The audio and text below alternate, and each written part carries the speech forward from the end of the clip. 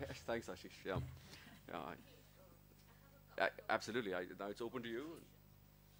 One is, I think we have moved slightly ahead, where you have some people who are deciding what the women in the family need to do. The women can also decide what they would like to do. It's not just in the court, it's not just the prerogative of the men in the family to decide what women should be informed about. Role in deciding what they'd like to do with their lives. One. Second, with the demographics, where people normally have two children, and presuming this class is not practicing female feticide, 25% of them would have no sons. Probability. So typically, this was people had more children, so the likelihood of not having a son was very low. In India, you had joint family structures, so even if you didn't have a son, which would be very low percentage, it would pass to your nephew. Hmm. Now, those today, there will be very few parents who would disinherit their daughters in favor of their nephew, Hmm. whatever the family business structure is. Hmm. So you are going to see a lot of more inheritance going to women, where the women may run it, because if they get married at 30 or 28, they would have been working. They would not have been sitting at home when their father doesn't have a son. Yeah. So they would already be involved in the business. Typically, if they were getting married at 18, it would be the son-in-law who will come into the business. If they get married at 28, it's going to be the Yeah. wife who comes into the business. You're going to see more women in the boardroom. You're going to see the multiplier effect of role models all across. Because if your Yeah. cousin is running your business and you are told that no, if you come to my office, it's going to disrupt it. Yeah, aapke 1 घंटे vouchers dekh lo. Whatever people do in typical family businesses, that is going to create. So I think all these things that men are. So you're sensing. Can you ask your question? Yeah, you do. So that's the comment. That's The the. question is that I don't know how much freedom now men are going to have. Whether their wives, you're going to share information with people in your family, whether you're going to let them come into their business, whether you're going to decide that you're emotional officers and that's where you'll stay, otherwise you will emotionally disrupt my office. A great question. Yes. Comment on. Great question. So your question is, the women are going to take the bull by the horns, take their rightful place. Right, right. In line with the times. The law also supports them. You know. I think clearly that trend is visible across the world. So the demographics, changing values, the opening up, the flow of information is clearly making that happen. And I guess there are many people who are seeing an opportunity in this. Just giving one example, a founder who split from the business, his family, and created a new business, encouraged his wife, and today the wife is the vice chairman of this group, and he has 3 daughters and 1 son. The daughter is 19 years old, and he is getting her coached for her to take on the responsibility of being the CEO of the business. He says, I want to retire, so my eldest daughter will be the CEO. She will take care of the younger 2 daughters and the son. So, and he values the huge contribution which the wife has made. So clearly that trend is there. People are recognizing. Leave aside the demographics. Otherwise also people are realizing that there is in no way, rather women have the advantage of better emotional intelligence. A generalization which is, again, generalizations fraught with risk, but it is said that they have more emotional intelligence. And it is required in business, not just at family. Right. Question at the back. I just want Let's to start. know that, like in a joint family kind of a scenario, how do you do? Like, if there's a large business, you break it down into strategic business units, and yet under a big umbrella, so everyone have their own decision making, or is it like one management, one person is the decision maker, and the rest are following the instructions? So which is the most sustainable model in? So basically, the question is about the management of the business, the right structure between siblings, Yeah. I guess. Should you have different divisions? Should you have different companies? Should you all be, within one company? So should you split roles, or should you split all the roles for a particular business? I think that's I can- again from your experience. Yeah, I can share from my experience because the theory part Anil will do later, but I can share my experience. I think what we actually saw, I mean, just to give you a sort of quick background, in my grandfather's generation, there was a lot of destruction because they actually had no rules governing the family. And they did exactly what you sort of did, where everybody was managing their own SBU, and all the cash flow generated in SBU was then used only for their growth. So nobody looked at the larger company, everybody looked at what was in it for me from the perspective of the respective SBUs. So what my brother and I have done now is we've actually divided our roles in terms of roles. So for example, functions are divided, where I look after certain functions and he looks after certain functions, and we're not married to any SBU. So in that sense, we are sort of dispassionate about it. So capital allocation can happen in a more efficient manner without having to say this is your part, this is part of your business, or this is part of my business. Capital goes to that part of the business which is most efficient, and we've actually sort of broken it down, keeping competencies in mind. You want to add something on that? So, Anil, do you want to say something? No. Yeah, excuse me. In the front row, and I'll just come back. Yeah. My question is very personal, what I am going through. I'm involved in family business for the last 30 years. Now is the time to retire as per the company policy. I'm facing that problem, but I'm not ready to retire.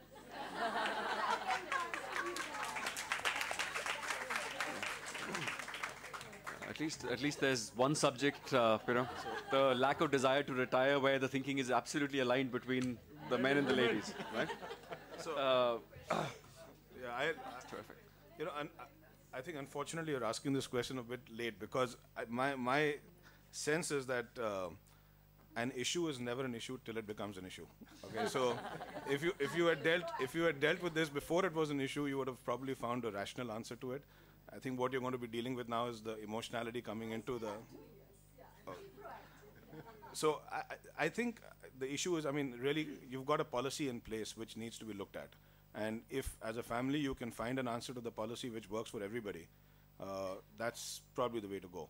I think Anil touched upon it, that, when you look at any constitution or any governance structure around a family, there are always compromises. It's My value doesn't allow me to change the policy. For me, that is But then I think that's a very, very strong sort of commitment to your policy, and I think that's more important. That's my personal perspective. That's commendable. I think maybe I would sort of share with you a different perspective is, what is in the interest of institution? Answer. Both. And not only what you think, but everybody else thinks. What is in the interest of the larger institution? What would be the pluses, and if we change the policy, what kind of? So, having a conversation around that, and, removing yourself from the situation, your personal interest, and getting different perspectives would help you in, and the answer which is in the interest of the institution would be far superior and owned by everybody.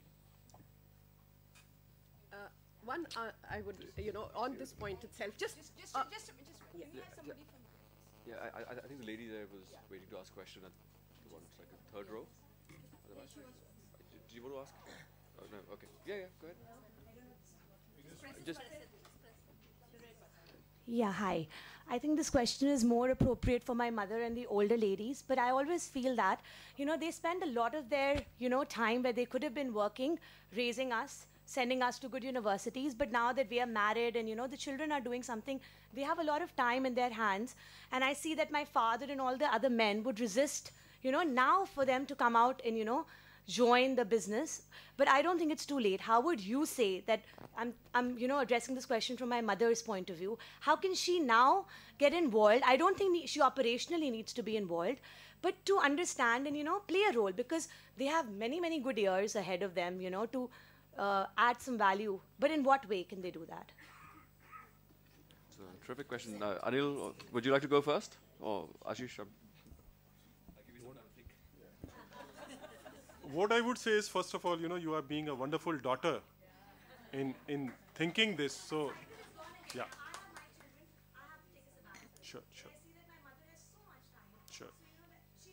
Yeah. So I think this is very valuable, and I'm sure the mother joining the business or any part of the business, whether it is philanthropy, CSR, an active role, or maybe mentoring the next generation, or values, family values, or documenting the family history, there can be many specific ideas which can come up. But I would say that is step 2. Step 1 is to understand why are they resisting. What is in their mind? Sure. There are certain businesses where women really cannot get into if they are highly, very engineered, to be honest. And if you are into business earlier, then only can you be of any great proficiency. That's what my idea is. But you can, to a certain level, of course, get into it, but either you work full hours or you don't work at all, because you don't get a complete insight into things. Earlier also, I think all of you were commenting, I certainly felt that bringing a lot of information to the house, like Ashish said, is important, but you have to cut down. Because the woman of the house really doesn't know exactly what's happening at work. She only gets a little insight, which should be the insight which adds value to the family, to the entire family, rather than giving a negative insight. Because still you are in business, I don't think you understand the business fully. Either you are there fully and you take and be a part of it in totality. You can't just do a 9 to 11 job.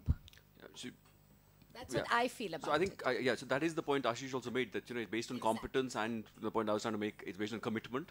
If you are willing to be there like anybody else, then you should. In the management role, I think the question your daughter asked was that at this stage, in your life, you've still got time left. What are the things you could get? I was answering to the resistance, of the husband. Right. So either you're in it totally or you're not in it. So I think besides the pure management role of managing the business, are there other things you could do related to the business? And I think we just give Ashish a minute. I think it was touched on earlier also. The CSR role, the philanthropy role, it's going to become mandatory once the new company's bill comes in. Exactly. Every company will have to spend a certain proportion of their profits on corporate social responsibility. Right? This is money they have to spend. They have to, exactly. And for example. Can I say something, please? Yes. If you would, before I go back, I like to work with those 3 circles, right? So that's something sort of governs my life a bit. And the question is that, Anil touched upon it, that if you want to get into the business, how can you really add value to the business is the first question you have to ask yourself. You can't be in the business for the sake of being in the business. Yeah, my question is, I just give Mr. Chugh a chance, and then we'll move across. There are 3 or 4 questions. I spotted all of them.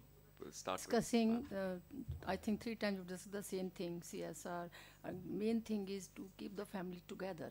There's a main prerequisite for running a good and successful business. That's what the mother is doing, isn't it? And mother is the woman of the house. She is the best and sincere advice giver to the husband. That's no more than, even the son won't give that much good advice as the mother is doing. So I think she's the best. So basically the unbiased advice. And very sincere advice. So husband should, I think, share and communicate with the wife. That's much better than rather than, I think it's much, she can. Thank you, Mr. Chugh. I think gentleman at the back. First of all, it's been a great session. I'm here with my wife, Priyanka, and she told me that I must attend this one. Great to see the togetherness and the support already. Thank you. I see that on the lighter side, Ashish is saying all the good things about in front of us. It helps being together. No, I mean, seriously, we are a nuclear family, and I founded the business 15 years back. Kids have grown now, and Priyanka just joined in.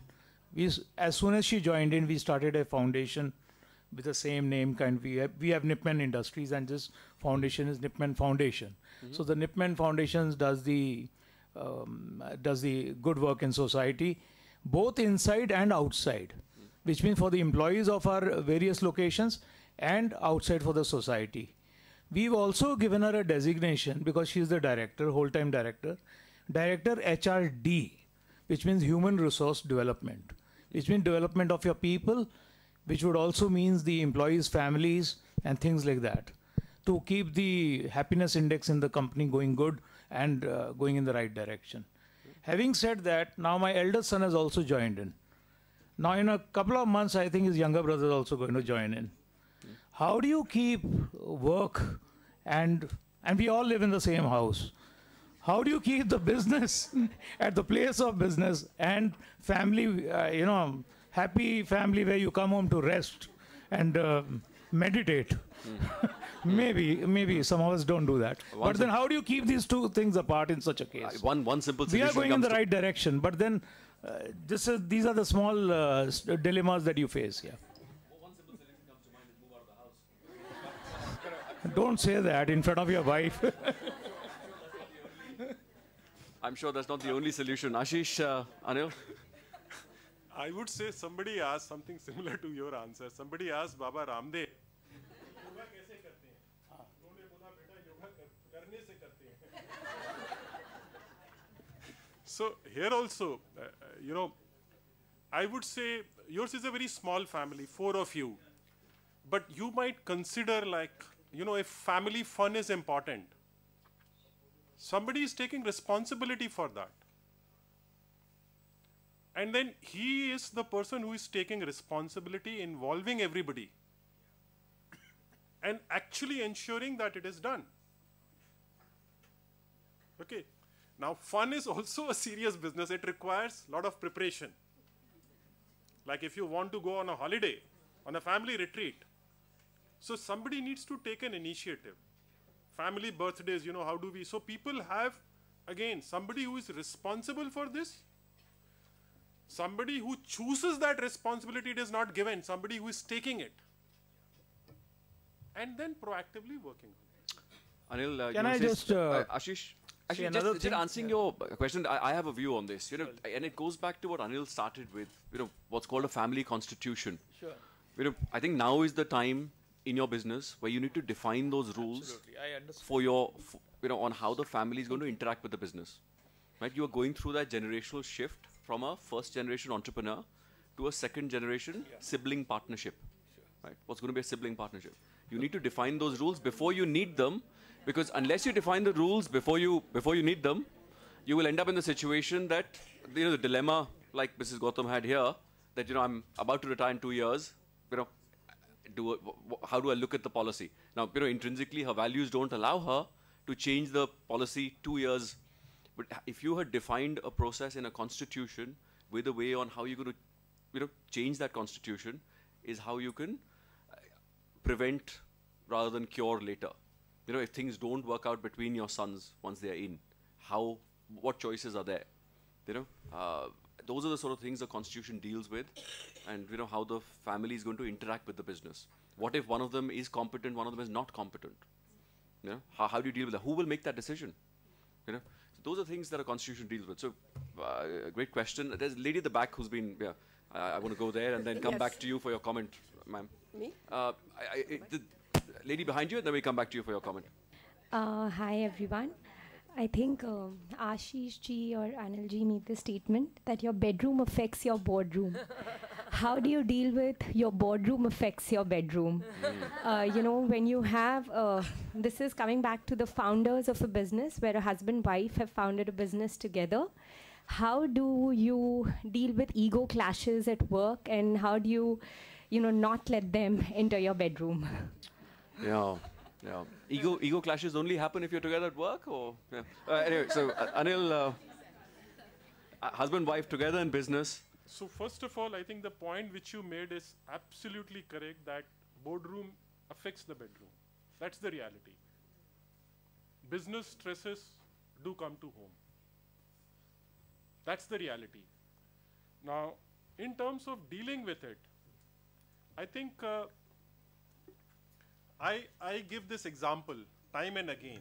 Whenever there is a difference, like this phone, if I ask people sitting on one side what they are seeing, they will describe this surface. And if I ask people on this side what they are seeing, they will describe this side of the surface. Who is right? Okay, but we can fight till the end that I am right and you are wrong. And all ego issues are because of that, that I am right and you are wrong. And I am unwilling to move from my position, go to the other side and see things from the other person's perspective. Thanks. Sorry? I would say... I disagree. Yes, that's a... Yeah. Yeah. We'll pick that up. Yeah, my question is, as we I always... would again say, you know, making generalizations will not, you know, again, not solve anything. Yeah, but The issue here is, am I willing? Yeah. Or can I be, in your case, can I be a facilitator? And you cannot be a messenger. This triangulation never works, that you are passing the messages from here to there. I think, I think everyone agrees with you. No one's going to disagree. I think there's the Yeah, lady's my been question patiently is- waiting for a while. And my question is, it's a very common practice in business families that we divide the roles, okay? How appropriate is that? Because it makes one person expert in one area. Maybe it's a financial, or maybe it's marketing, or maybe any other area. My thing is, like, as we say, you should be jack of all the trades, but master of none. So how we manage the business if one person has to manage the business? Yeah, I think, you know, this goes back to Vishesh's point of probably scale in the business as well. I think that, you know, the larger the business, you know, then dividing roles dependent on competencies is probably a better way to go about it. If you're a very small business, then you may have a situation where you say that, listen, we all need to be doing, you know, everything together. My perspective is that always keep in mind that just because you own a share in a business doesn't mean that you have to work in the business, right? So unless you really have the competencies to add value to the business and make it a much bigger pie than what it is, you know, I think one should really reflect on that part first. Right, we have another minute left. I want to know how many more questions do we have? 1, 2, 3, 4, 5, 6 questions. Can I request all of you to ask your questions, and then we'll answer all of them together. So we'll just start, you know, from one side. That lady there's been waiting for a long time to say a second comment. Please, madam. Yeah, this was, I'm Sumit Jawhar, I didn't introduce Yes. myself. Coming to Namita Gautam's thing. Now, since we have experts here, so I would want an expert answer on this. There is a constitution, right? And as time goes on, of course, the needs and everything differs. So now, in her time, she's competent. Maybe you decide, yes, she's competent, we should keep her. But in another scenario, where the person maybe is not competent, so you have to change the constitution. Worldwide, what does it say? So over time, how do you evolve a constitution? Right. Once you've decided, does it stay there? Absolutely. That's the question. Absolutely. Okay. You made an observation regarding the courts, which are equalizing all rights to women as well. Whereas in business, this is not a hereditary right. So how would you sort of decide to give it around to all your siblings, whether it would be on the basis of gender or merit or... Yeah. So I think. It's not a legal verdict. Yeah. So basically, whilst ownership is, you know, the courts are now saying that it is equal, irrespective of gender, irrespective of sex. Property, but not management. No, all assets. Really, it's about all assets.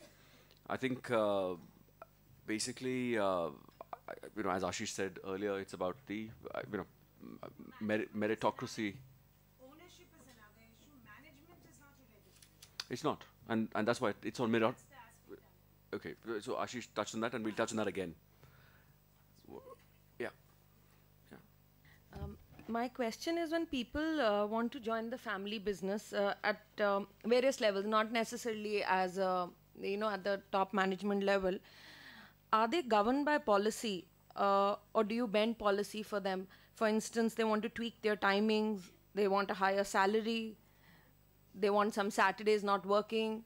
So do you tweak the policy for those people, or does it work? Do you generalize it? Do So sorry. So the question is, do you tweak policies No, for family members or for women? No, For family members. I'm not. Right. There are women who would want to work the whole day and are Right. more committed than the rest, so that's okay. Right. Like men. Yeah. Yeah. Okay. Yeah. So should there be one policy for all, or to what extent can policy be tweaked for family members? Is the question. See, when it comes to the ownership, for men it is a default ownership offered. But then why did you add the word meritorious when it comes to women? That, Maybe daughters or the yeah. Right. So the question was, I think just to clarify that, and it answers this one also. As far as ownership is concerned, ownership now is equal for men, women, whoever. As far as management is concerned, whether men or women, anybody who wants to get involved with being in a manager role in the business, that I want to run the business, needs to be on merit, needs to be on competence, whether you are a man or a woman. That was the point that Ashish had made. Ashish, we will pick that up. Any other? Oh yeah, one comment here, and then we'll come back. Sorry.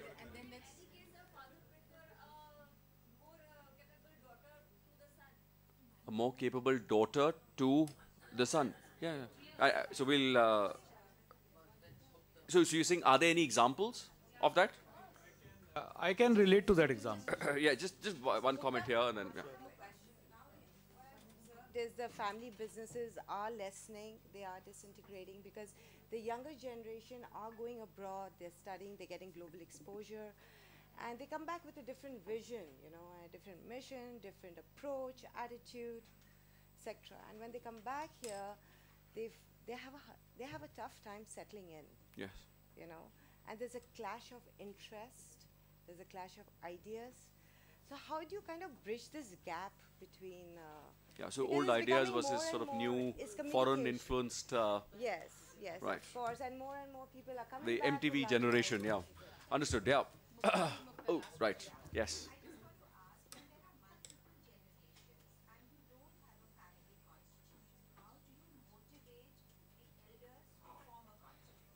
Where do you start? Right. So last question being, where do you start? Right.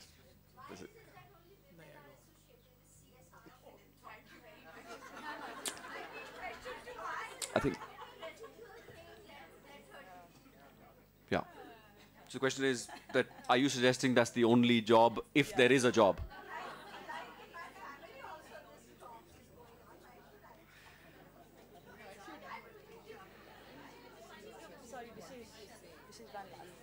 Yeah, sorry. Yes. Yes.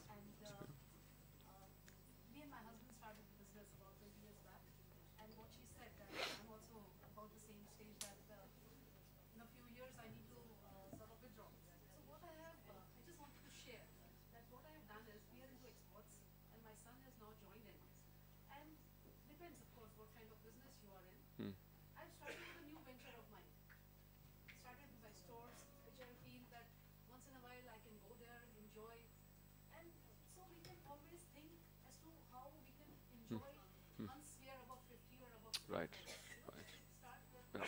That's great, great sharing. Thank you. And one thing more, a lot of times somebody guided me and it really helped us. Yeah. Me and my husband are 100% together in business. We are 100% handling different activities.